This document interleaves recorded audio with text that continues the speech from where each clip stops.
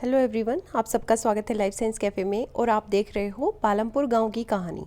पालमपुर गांव जो है, एक्चुअली इसकी हमने डिटेल तो कर ली है, क्योंकि एक बच्चे ने रिक्वेस्ट की थी कि मैम पूरा चैप्टर ही एक बार पढ़ा दो ताकि हमें पता चल जाए कि इसमें क्या ऐसा दे रखा है कि जो मतलब बच्चों को थोड़ा कन्फ्यूजिंग लग रहा है। ठीक है, तो जो चीज़ मैंने बताई है वो तो पूरी डिटेल बता चुकी हूँ मैं। अब हम करेंगे इसमें से वो इम्पोर्टेंट पॉइंट्स जो आपके लिए आपको याद रखने हैं और ज़रूरी है एग्ज़ाम पॉइंट ऑफ व्यू से। ठीक है, ये काल्पनिक गांव है पालमपुर, और इसमें मुख्य काम जो लोगों का है वो खेती करना है। पालमपुर आसपास के गांवों से भी जुड़ा हुआ है। कैसे? क्योंकि वहाँ पे सड़कें अच्छी हैं। एक्चुअली वो रायगंज, ठीक है, पालमपुर से 3 किलोमीटर दूर है, वहाँ से जुड़ा हुआ है। और आगे भी जो छोटे शहर हैं, कस्बे हैं, उनसे भी जुड़ा हुआ है। इस गांव में 450 परिवार रहते हैं। कितने परिवार रहते हैं यहाँ पे? अलग अलग जातियों के 450 परिवार रहते हैं। और ज़्यादातर जो परिवार हैं, मतलब उच्च जाति के परिवार 80%, वो बड़े मकानों में रहते हैं। ठीक है, और उनके जो ईंटें और सीमेंट हैं वो लगी हुई हैं घरों में। अब अनुसूचित जाति के, जो दलित जाति के लोग हैं, उनके छोटे छोटे घर हैं और वो गांव के कोने में रहते हैं। फिर दूसरी इम्पोर्टेंट बात ये है कि अधिकांश घरों में बिजली है, खेतों में भी बिजली है, मतलब इस गांव में बिजली भी है, आराम से लोग अपना काम करते हैं। अब गांव का एक दृश्य है, ये देख लो, इससे आपको पता चल जाएगा कि देखो सब कुछ, किसी के पास ट्रैक्टर है, किसी के पास बैलगाड़ी है, सब अपना काम कर रहे हैं, हरा भरा गांव दिख रहा है।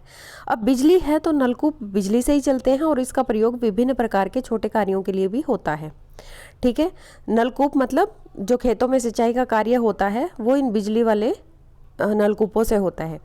अब जो दूसरे कार्य लोग करते हैं गाँव की, उसमें और गतिविधियां आती हैं जिन्हें गैर कृषि क्रियाएं कहा गया है। तो ये टर्म मैंने जो डार्क कर रखी है, हाईलाइट की हुई हैं, ये आप याद कर लेना। अन्य उत्पादन गतिविधियां, जिससे कुछ पैदा होता है, वो गतिविधियां, उन्हें गैर कृषि क्रियाएं कहा जाता है। जैसे लघु विनिर्माण, परिवहन और दुकानदारी, और भी बहुत छोटे मोटे व्यापार हैं जिनको गैर कृषि क्रियाएं कहा गया है।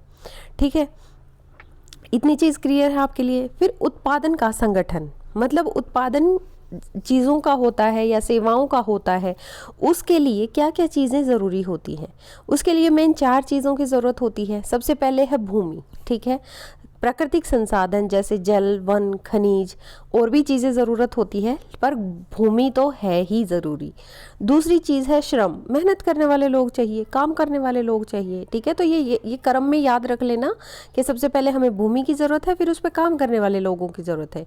फिर उसके बाद पढ़े लिखे काम करने वाले लोगों में आपके दिमाग में हमेशा मजदूर ही आता है, तो मैं आपको क्लियर कर दूं कि इसमें बहुत ज़्यादा पढ़े लिखे कर्मियों और शारीरिक कार्य करने वाले श्रमिकों की भी ज़रूरत है। अब ज़्यादातर बच्चे ये समझ लेते हैं कि जो लोग बोझ ढो रहे हैं, बोरी मतलब, या फिर पत्थर ढो रहे हैं, ईंटें ढो रहे हैं, वो सारे अनपढ़ ही हैं। ऐसा नहीं है, पढ़े लिखे लोग भी शारीरिक कार्य कर सकते हैं, और कोई भी कर सकता है जिसके शरीर में ताकत है।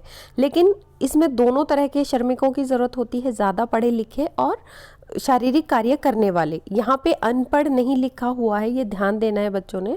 फिर तीसरी चीज़ है भौतिक पूंजी, मतलब पैसा भी चाहिए उसके लिए। भौतिक पूंजी में क्या क्या आता है? भौतिक पूंजी को फिर 2 भागों में डिवाइड कर दिया।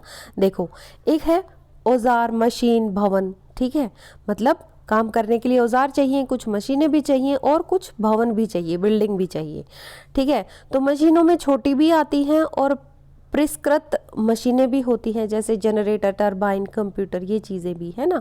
छोटे जैसे हल होते हैं, ये छोटी छोटी मशीनें होती हैं, साधारण मशीनें। अब औजार, मशीन और भवन का उत्पादन में कई वर्षों तक प्रयोग कर सकते हैं। कोई चीज़ अगर हम पैदा कर रहे हैं, उसके लिए जिन मशीनों का प्रयोग करते हैं उनको हम कई वर्षों तक करेंगे, है ना। औजारों का भी कई वर्षों तक प्रयोग करेंगे। भवन, जो बिल्डिंग जो यूज़ कर रहे हैं, उसका भी कई वर्षों तक करेंगे। तो मतलब जो कई वर्षों तक चीज़ यूज़ हो रही है ना, उसको कहते हैं स्थायी पूंजी। समझ गए हो? अब इन चीज़ों को मैंने इसलिए हाईलाइट किया है कि उत्पादन का संगठन अगर आपसे पूछ लेना, तो आप ये बताओगे कि वस्तुओं और सेवाओं के उत्पादन के लिए 4 चीज़ों की ज़रूरत होती है। पहला भूमि, दूसरा श्रम, तीसरा, श्रम में भी 2 प्रकार लिख सकते हो आप, पढ़े लिखे, ज़्यादा पढ़े लिखे कर्मी, और शारीरिक कार्य करने वाले श्रमिक। तीसरी भौतिक पूंजी। भौतिक पूंजी में औजार, मशीन, भवन आ गया, और फिर आ गया कच्चा माल, कार्यशील पूंजी, कच्चा माल और नगद मुद्रा। ठीक है। जैसे सूत का प्रयोग कपड़ा बुनने वाले करते हैं तो कपड़ा के लिए सूत कच्चा माल हो गया। अब मिट्टी कुम्हार इस्तेमाल करते हैं बर्तन बनाने के लिए तो मिट्टी क्या है, कच्चा माल हो गया। अब कच्चा माल और जो नगद पैसे हैं वो कार्यशील पूंजी है, मतलब वो फिर से आती रहती है, खत्म हो जाती है, फिर से आती रहती है, खत्म हो जाती है।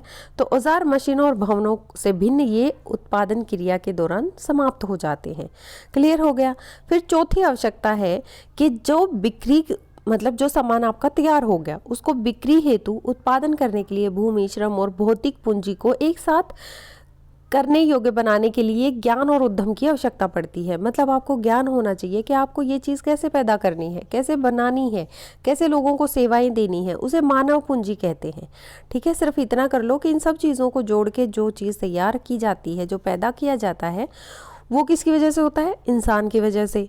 वो उसको क्या कहते हैं, मानव पूंजी। फिर उत्पादन भूमि, श्रम और पूंजी को संयोजित करके संगठित होता है। उत्पादन किससे को संयोजित करके, भूमि, श्रम, पूंजी, तो इनको क्या कहते हैं, उत्पादन के कारक। ठीक है, जो चीज़ें किसी चीज़ का उत्पादन करने में, पैदा करने में इस्तेमाल होती हैं वो क्या है, उत्पादन के कारक। फिर पालमपुर में खेती की बात कर लेते हैं। पालमपुर में खेती क्या है, 75% लोग खेती करते हैं अपना जीवन जीने के लिए। ठीक है, मतलब अगर गांव में 100 लोग हैं मान लो, तो उसमें 75 लोग क्या कर रहे हैं, खेती, या तो वो किसान हैं या वो मजदूर हैं, श्रमिक हैं। समझ गए। अब भूमि क्या है, भूमि तो सित्र है, इसको खींच के बढ़ा नहीं सकते। अब क्या हुआ कि 1960 में जुताई के अंतर्गत भूमि क्षेत्र में कोई विस्तार नहीं हुआ। क्यों नहीं हुआ, क्योंकि देखो हर एक गांव में बंजर भूमि होती है, तो उसको भी उपजाऊ बना लिया था। तब कब, 1960 में। तो अब उसमें कोई बढ़ोतरी की गुंजाइश है ही नहीं। फिर आपको ये पता होना चाहिए कि भूमि को जब मापते हैं तो मापन की इकाई क्या है, हेक्टेयर। गांव में भूमि को बीघा या गुंठा आदि क्षेत्रीय इकाइयों में भी मापा जाता है।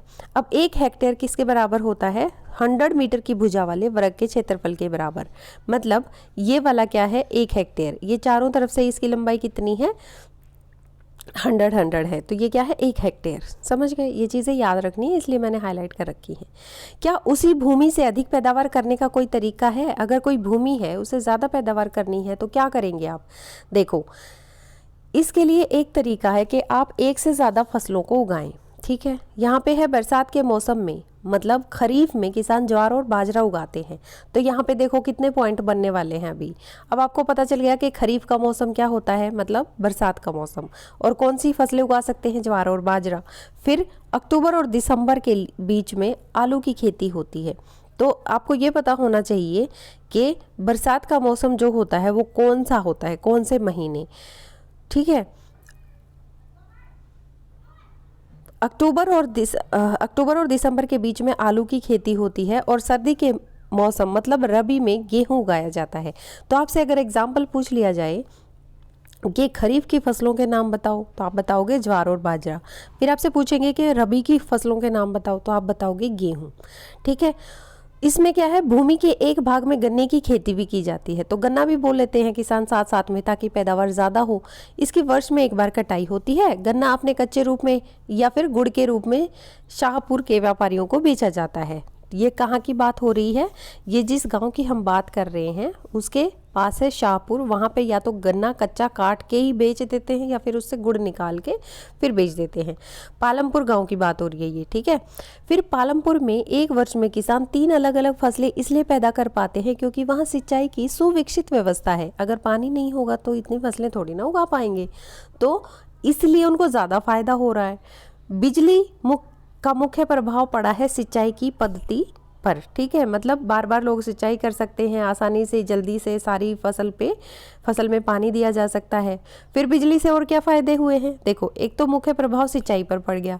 तो ये क्वेश्चन है बच्चा, इसलिए मैंने इनको हाईलाइट किया है। आपकी जो टेक्स्ट बुक के क्वेश्चन है ना, उनमें पूछा गया है कि बिजली का प्रभाव, बिजली से किस तरह से आमदनी बढ़ी है लोगों की। तो सिंचाई की पद्धति बदल गई है, बिजली से चलने वाले नलकूपों से ज़्यादा प्रभावी ढंग से अधिक क्षेत्र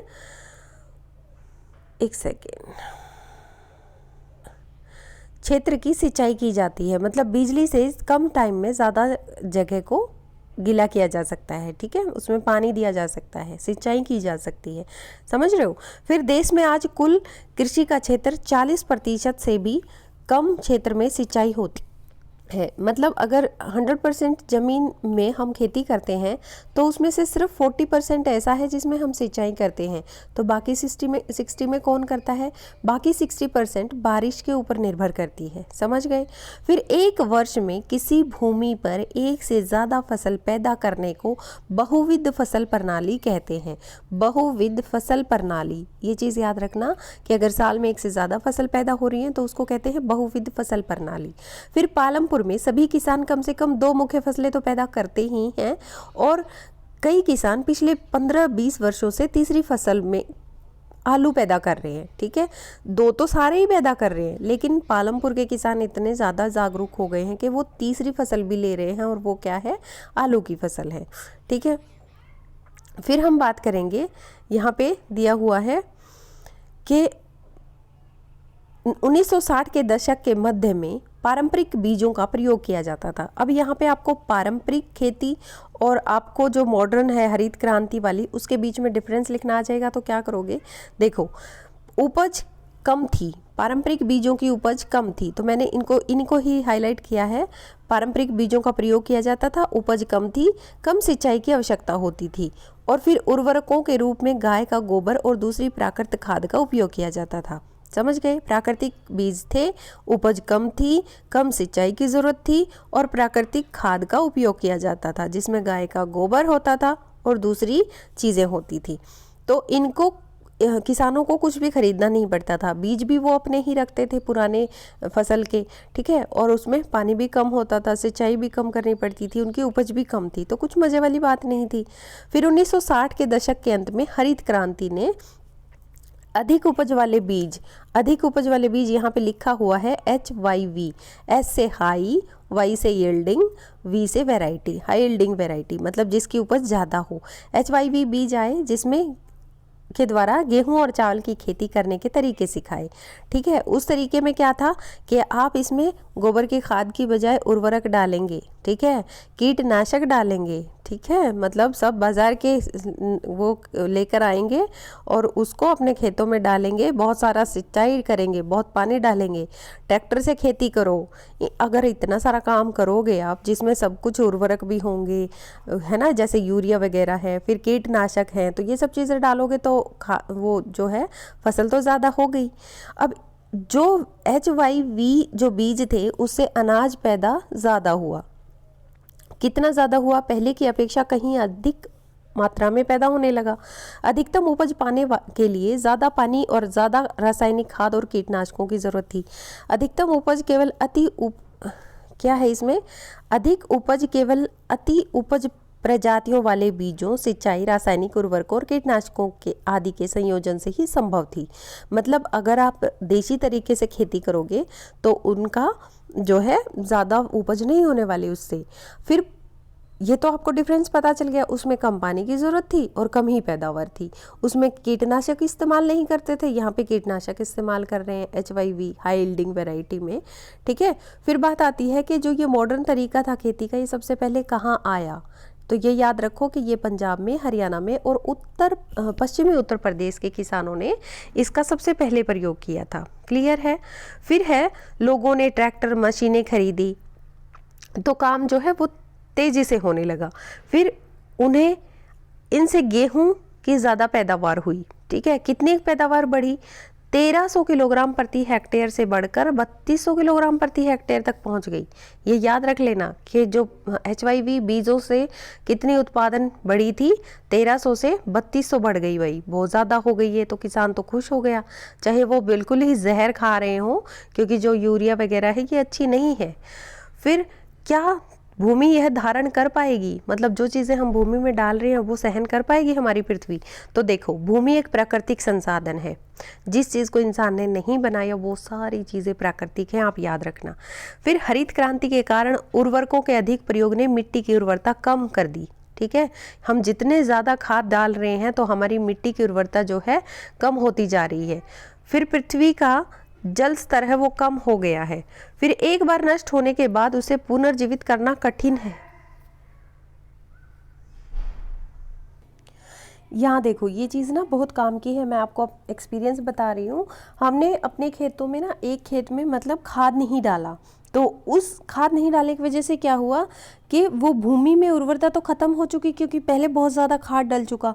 अब उसमें उपज भी कम होने लगी, गेहूं के दाने जो थे बहुत छोटे छोटे हुए, उनका कलर भी अच्छा नहीं था। तो उस उर्वरता को अब फिर से हमें बढ़ाने के लिए क्या करना पड़ेगा, जो गोबर की खाद होती है ना, उसको डालना पड़ेगा। उसमें से बिल्कुल ही उनको हटाना पड़ेगा, जो हम उर्वरक डालते हैं जो मार्केट से फैक्ट्रियों से बना हुआ आता है, उसको हटाना पड़ेगा बिल्कुल। और इसमें बहुत साल लग जाएंगे, समझ रहे हो, क्योंकि ये जो बीमारियां फैल रही है ना, ये इन सब उर्वरकों की वजह से ही फैल रही हैं। अब भूमि का वितरण देखो, कुछ किसानों के पास इस तरह से छोटे छोटे टुकड़े हैं, कुछ के पास देखो बहुत बड़े हैं, कितने बड़े बड़े खेत हैं, है ना। तो ये किस तरह से हुआ, इसको समझते हैं। देखो पहले रासायनिक उर्वरकों के बारे में पढ़ लेते हैं। रासायनिक उर्वरक ऐसे खनिज हैं जो पानी में घुल जाते हैं और पौधों को तुरंत उपलब्ध हो जाते हैं। इसलिए आप देखोगे कि जब भी खाद डाल के आते हैं ना किसान, जो मार्केट से लाई हुई खाद होती है जैसे यूरिया वगैरह, तो वो जैसे ही डाल के आते हो तो पीले पड़े हुए कोई भी फसल जो पीली पड़ चुकी है वो जल्दी से दूसरे दिन ग्रीन हो जाती है, उसका साइज भी बढ़ने लग जाता है, 2 दिन में ही आपको असर दिखने लगेगा। फिर मिट्टी से लंबे समय तक धारण नहीं कर सकती, मिट्टी से निकलकर वो कहाँ चले जाते हैं, भौम जल, मतलब जो भूमि के अंदर का जल है उसके अंदर चले जाते हैं, या फिर नदियों और तालाबों में चले जाते हैं और उनको प्रदूषित करते हैं। इनसे क्या नुकसान होता है, इनसे नुकसान ये होता है बच्चों कि जो जीवाणु और छोटे छोटे जीव होते हैं, सूक्ष्म अवयव जो होते हैं, उनको ये नष्ट कर देते हैं।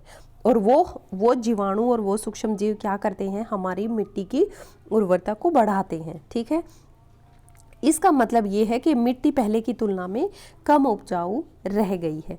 फिर देश में रासायनिक खाद का अधिक प्रयोग, सबसे ज़्यादा प्रयोग कहाँ होता है, पंजाब में। ये चीज़ याद रख लो, ये आपकी नॉलेज के लिए है और बहुत बड़ी चीज़ नहीं है, मुश्किल नहीं है जो आप याद नहीं कर सकते। फिर पालमपुर में किसानों के पास भूमि किस तरह से है, देखो 450 किसान ऐसे हैं जिनके पास लगभग 1/3 भूमि है। ठीक है, गांव की 1/3, और 150 परिवारों के पास खेती के लिए भूमि ही नहीं है। और वो 150 कौन से परिवार हैं, दलित परिवार हैं, समझ गए। मतलब 150 परिवार ऐसे हैं जिनके पास बिल्कुल भी भूमि नहीं है, और बाकी 240 परिवार जिनके पास भूमि 2 हेक्टेयर से कम है, समझ गए। तो आपको ये वाला याद रखना है कि 150 परिवारों के पास तो बिल्कुल ही भूमि नहीं है, और 240 के पास 2 हेक्टेयर से कम भूमि है। भूमि तो है लेकिन कम है।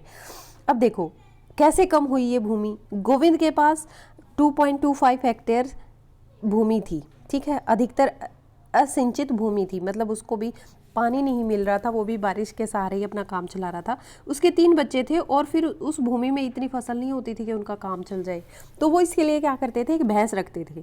ठीक है, तो फिर उनका काम चल जाता था, भैंस से वो अपना खाना पीना गुजारा कर लेते थे।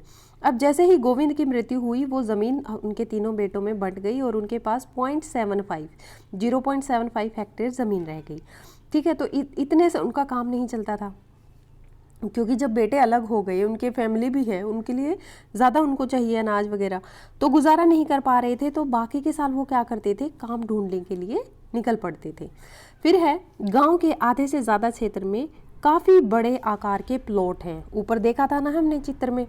फिर मझोले और बड़े किसानों के 60 परिवार हैं। इस गांव में कितने मझोले और बड़े परिवारों के 60 परिवार हैं। 2 हेक्टेयर से अधिक भूमि पर वो खेती करते हैं। कुछ बड़े किसानों के पास 10 हेक्टेयर से भी अधिक भूमि है। बड़े बड़े किसान भी हैं, ऐसा नहीं है, मतलब ये गांव सब तरह का है, छोटे बड़े किसान सब मिलते हैं यहाँ पे। ठीक है, फिर है कृषि क्षेत्र और कृषकों का वितरण। ये देखो, जिसके पास 2 हेक्टेयर से ज़्यादा भूमि है ना, उनको देखो सबसे पहले कि सीमांत और छोटे कृषक हैं जिनके पास 2 हेक्टेयर से भी कम भूमि है, और इनकी परसेंटेज कितनी है, 55.4%। फिर अर्ध मझोले और बड़े कृषक 2 हेक्टेयर से जिनके पास अधिक है, वो कितने हैं, 15% किसान हैं, समझ गए। तो ये आपको थोड़ा सा ध्यान में रखना है, और जो क्वेश्चन है उसमें मैं अच्छे से फिर से करवाऊंगी आपको ये। फिर जब आपके पास खेती है, मान लो आपके पास ही खेती है, ठीक है, आप बच्चे नहीं हो, आप बड़े हो गए हो, खेती है, तो आप करोगे क्या, काम करना पड़ेगा भाई, श्रम करना पड़ेगा, परिश्रम करना पड़ेगा। ठीक है, उत्पादन का दूसरा कारक है श्रम। खेती में बहुत ज़्यादा परिश्रम की आवश्यकता होती है। ऐसा नहीं है कि आप खेत में चले गए ट्रैक्टर से और बीज डाला और हो गया, नहीं, उसको पानी देने की ज़रूरत होती है। फिर उसमें खरपतवार उग जाता है, जो अनवांटेड प्लांट्स होते हैं वो उग जाते हैं, उनको निकालना पड़ता है। फिर मवेशियों से उसकी रक्षा करनी पड़ती है। फिर अगर कोई बीमारी आ गई तो उससे बचाना पड़ता है। तो ये सारे मेहनत के काम हैं। छोटे किसान ये काम कैसे करते हैं? वो इसकी व्यवस्था खुद ही करते हैं, मतलब अपने परिवार को लगाकर वो खेती कर लेते हैं। लेकिन मझोले और बड़े परिवार जो होते हैं वो किराए पर मजदूर ले आते हैं। समझ गए? क्लियर है? अब ये देखो, ये दोनों किसान हैं, ये बात कर रहे हैं कि हमें काम नहीं मिलता। क्यों नहीं मिलता? क्योंकि जो बड़े ज़मींदार होते हैं उन्होंने, जैसे कीटनाशक आ गए या खरपतवार हो गया तो उसके लिए वो दवाइयाँ डाल देते हैं। अब जैसे उनको गेहूं निकालना है तो उसके लिए वो थ्रेसर ले आते हैं या कंबाइन मशीन से निकाल लेते हैं। तो ये कहता है किसान कि मैंने कर्जा उठाया था वो कैसे चुकाऊंगा, मेरे पास तो काम ही नहीं है। अब ये किसान भी कहती है कि मेरे पास भी बिल्कुल काम नहीं है और परिवार को पालना बहुत मुश्किल हो गया और पहले जो कर्जा ले रखा था वो भी नहीं चुका पा रही, तो मैं काम ढूंढने के लिए शहर में जाऊंगी। तो ऐसी बुरी हालत है किसानों की। फिर है मजदूरी जो मिलती है, मजदूर जो लेकर आते हैं बड़े किसान, या तो उनको पैसा मिलता है या फिर उनको अनाज के रूप में मजदूरी मिलती है।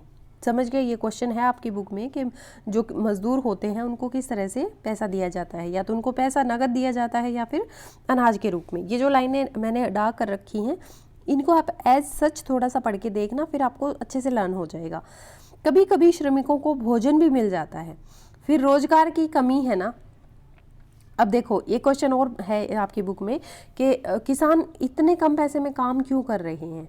देखो, एक तो रोजगार की कमी है, लोगों के पास काम ही नहीं है। ठीक है, श्रमिक या तो दैनिक मजदूरी के आधार पर कार्य करते हैं या फिर पूरे साल उनको रखा जाता है। ठीक है, ऐसा है कि अगर मान लो मैं किसान हूँ या मैं श्रमिक हूँ, मजदूर हूँ, तो या तो मैं किसी को, मतलब डेली वेजेस पे, अगर एक दिन का काम है, कोई मुझे बुलाएगा, मैं उनके काम करूँ और फिर वो मुझे पैसे दें। ठीक है, या फिर पूरे साल में एक ही किसान का मजदूर बन के रहूं ताकि वो मुझसे जब भी काम हो तब दे और साथ में फिर जब फसल की कटाई हो तब मुझे पैसे देकर मेरा हिसाब किताब करे। इस तरह से होता है। अब बात आती है कि गवर्नमेंट है ना, उसने काम करने वाले श्रमिकों के लिए एक दिन का कम से कम 300 रुपये वेतन निर्धारित कर रखा है। लेकिन गवर्नमेंट के निर्धारित करने से होता क्या है भैया, उनको तो सिर्फ 160 रुपये मिलते हैं दिन के। पालमपुर में खेती हर श्रमिक बहुत ज़्यादा हैं। क्यों करते हैं किसान 160 में? अगर गवर्नमेंट ने 300 कर रखा है तो आप सोचो क्यों करते हैं? काम ही नहीं है। वो सोचता है मुझे काम मिल जाए, वो मुझे सोचता है मुझे मिल जाए। काम ही नहीं है तो वो 160 में भी तैयार होते हैं। लोगों के बीच में काम करने के का भी मतलब कंपटीशन है। लोग कम वेतन में काम करने को सहमत हो जाते हैं क्योंकि खाली बैठने से अच्छा है कुछ तो करें वो। ठीक है, फिर खेतों के लिए आवश्यक पूंजी। अब सोचो, आप खेती कर रहे हो, ठीक है, खेती करने के लिए आपको बीज चाहिए, फिर उसमें कटाई के लिए कुछ चाहिए, फिर उसमें खरपतवार निकालने के लिए कुछ चाहिए। कहाँ से आएगा पैसा? अब जो छोटे किसान होते हैं वो पैसा या तो उधार लेते हैं, किससे? बड़े किसानों से, या फिर जो बड़े साहूकार लोग होते हैं उनसे लेते हैं, या फिर व्यापारियों से कर्ज लेते हैं। और जो ये पैसा लेते हैं ना छोटे किसान, कहते हैं ना गरीब की मर आ जाती है, तो वो इतना ज़्यादा ब्याज देना पड़ता है उनको कि सच में ही मर आ जाती है। ठीक है, अब सविता एक किसान है, इसकी कहानी के ऊपर भी क्वेश्चन है। एक किसान है, उसके पास 1 हेक्टेयर ज़मीन है, वो गेहूं बोने की सोचती है। बीज और कीटनाशक के अलावा उसको पानी और बहुत सारे औजारों की ज़रूरत भी पड़ती है, तो उसके पास पैसा नहीं है भैया। अब क्या करे वो? अब वो क्या करती है कि वो एक बड़े किसान के पास जाती है, तेजपाल सिंह के पास, कि मुझे कर्ज दे दो। तेजपाल सिंह 24% की दर से 4 महीने के लिए उसे कर्ज देने के लिए तैयार हो जाता है। जो मैंने हेडलाइन, ये जो हेडिंग डाल रखी है ना, मतलब ये जो हाईलाइट कर रखा है, आप इनको ध्यान में रखना। ठीक है, जो भी चीज़ हाईलाइट की है वो इम्पोर्टेंट है बहुत ज़्यादा। फिर इतनी ऊंची ब्याज की दर है और वो वचन भी लेता है उससे कि कटाई के मौसम में तुम 100 रुपये में मेरा प्रतिदिन काम करोगी। अब देखो, वो औरत है, एक तो उसके 3 बच्चे हैं, उसको घर भी संभालना है, अपनी खेती भी करनी है, और फिर उसके घर, उस जमींदार के घर, तेजपाल के घर 100 रुपये में हर रोज़ काम भी करना है।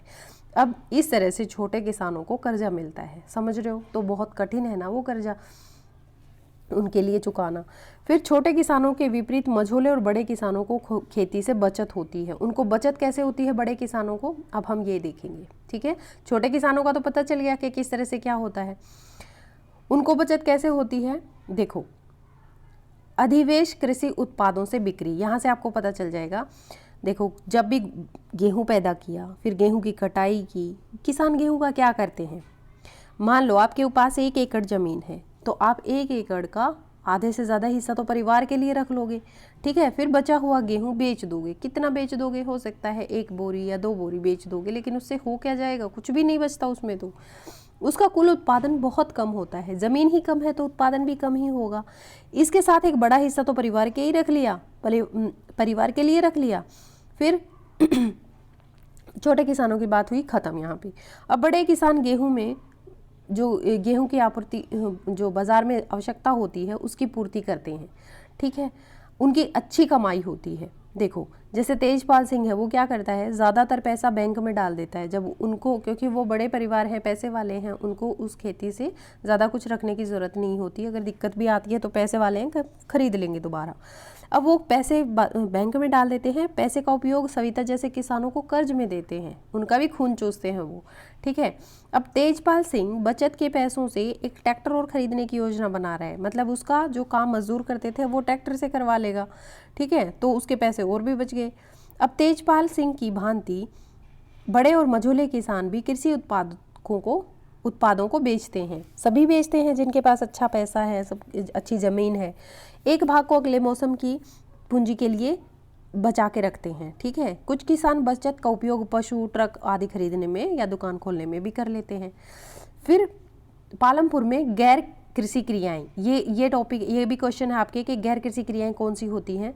25% लोग कृषि के अतिरिक्त अन्य कार्य करते हैं। पढ़ा था ना 75% क्या करते हैं, कृषि करते हैं, तो बच गए कितने, 25% लोग जो क्या करते हैं, खेती करते हैं। इसमें पहला आता है डेयरी। पालमपुर के कई परिवारों में डेयरी एक प्रचलित क्रिया है ना। वो क्या करते हैं, जो डेयरी में पशु होते हैं उनको ज्वार बाजरा या चरी खिलाते हैं और फिर दूध को मार्केट में बेच देते हैं। ये उनका आमदनी का साधन है।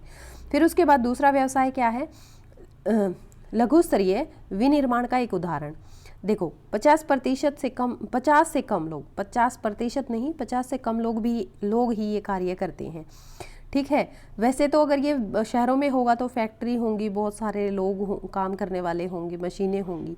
लेकिन जैसे गांव में होता है ना, तो ये तो घरों में होगा या फिर ये खेतों में होगा। फिर श्रमिकों को कभी कभार ही किराए पर लाया जाता है। जब काम बढ़ जाता है तो बाहर से भी श्रमिक आ जाते हैं, ठीक है। अब मिश्री लाल की कहानी है। मिश्री लाल ने एक गन्ने का जूस निकालने वाली मशीन खरीदी और उसने अपने खेत में लगाया। अब गन्ना पेरना बैलों की मदद से जो है वो बहुत मुश्किल हो गया और बहुत ज़्यादा वैसा भी पड़ता है, खर्च वाला भी पड़ता है, तो लोग मशीनों को पसंद करने लगे। मिश्री लाल दूसरे किसानों से गन्ना खरीद कर गुड़ बनाता है और गुड़ को मंडियों में बेच देता है, ये उसका काम है, ठीक है। फिर पालमपुर के दुकानदार। अब हम तीसरे व्यवसाय की बात करते हैं। पहला क्या था कि वो दूध का काम करते थे, पशु पालते थे। दूसरा क्या था, विनिर्माण का। तीसरा है दुकानदार। अब पालमपुर के दुकानदार कैसे हैं भाई? पालमपुर के ज़्यादातर लोग व्यापार नहीं करते हो, ठीक है, लेकिन कुछ ऐसे हैं जो करते हैं, शहरों से थोक की वस्तुएं लाते हैं और गांव में लाकर बेच देते हैं। ऐसा ही होता है ना। जैसे जनरल स्टोर हैं, ये वाली लाइन इंपॉर्टेंट है, जिसमें चावल, चाय, गेहूं, तेल, बिस्किट, साबुन, टूथपेस्ट, बैटरी, मोमबत्ती, कॉपी, पेन, पेंसिल, यहाँ तक कि कपड़े भी बिकते हैं। तो थोक से वस्तु लाकर आराम से बेच सकते हैं। अब कुछ परिवार ऐसे हैं जो बस स्टैंड के निकट हैं। वो क्या करते हैं कि अपने घर में खुली दुकानें खोल लेते हैं और वहाँ पर खाने की चीज़ें बेच लेते हैं, ठीक है। एक भाग में दुकान खोल लो और वहाँ पे अपनी कर लो खाने पीने का काम।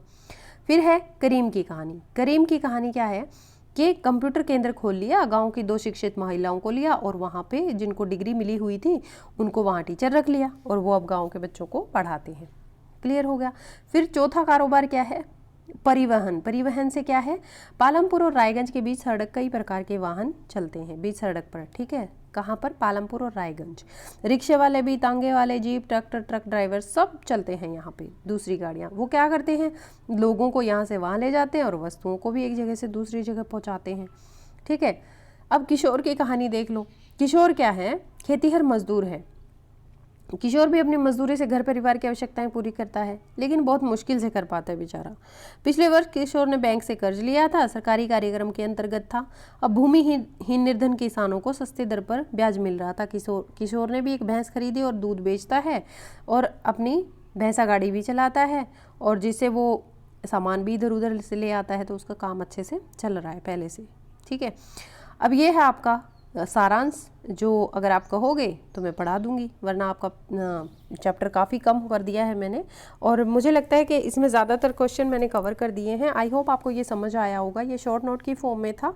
Thank you for watching life science cafe.